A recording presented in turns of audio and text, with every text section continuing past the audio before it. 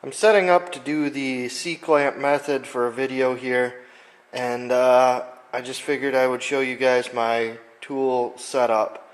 This is one of the areas that students always seem really interested in as far as what they'll need for to work as a professional mechanic.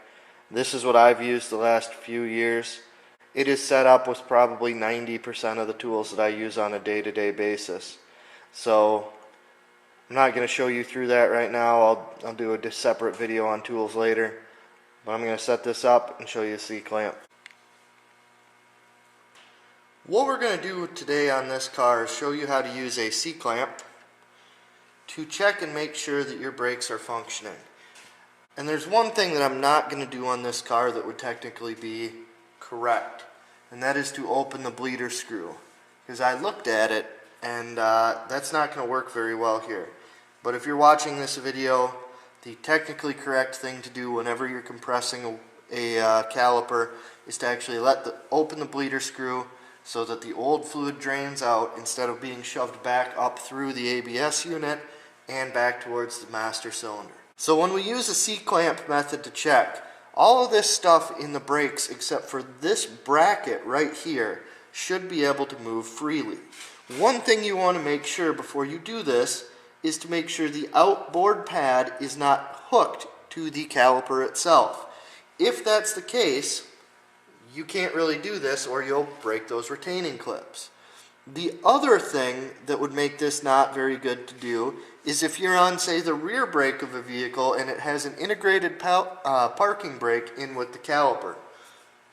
I'm not sure what copyright laws are, and I don't have one of those to show you right now, so I'm not going to do it. But those are your two caveats. You don't want to do one with an internal parking brake, and you want to make sure that this outboard pad is actually free to move.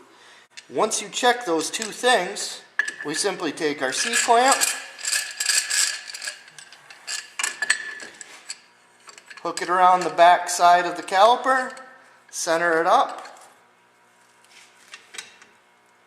and this should go in really easy.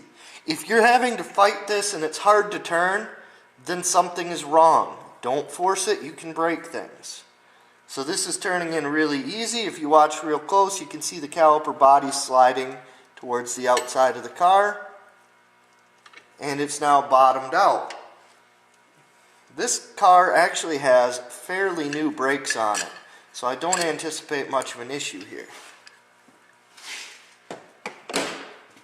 Once you get that loosened up by the C-clamp, you want to make sure that the caliper moves easily on these two pins, which this one does. On this car there's enough room I can just physically reach back here. And I'm not sure if you'll really be able to see this, but the outboard brake pad should move easily by hand. You shouldn't have to fight it, it should move nice and easy. You then slide the caliper the other direction, and right through this hole here you can usually reach in, and again the inboard pad should move back and forth easily. If the slide pins and those pads move freely, then this brake more or less passed our rust inspection. The other thing you want to look for is the thickness of the brake pads. And I actually don't have any off a vehicle, so we'll have to do that in a different one. So we'll keep this just as the C-clamp. There's the C-clamp method. It's quick, it's easy, and it gives you a really good indication on how your rust situation in the caliper and bracket area are. Always remember, after any brake work like this C-clamp inspection of a caliper, that you want to check the brakes before you move the car. In this case, the brakes are going to need to be pumped 2 or 3 times in order to bring the caliper back out to where it makes contact with the pads. If you don't do that, you might back this car directly into whatever's behind it. Thanks for watching, and again, as always, hit the like button and subscribe if you liked what you saw here today.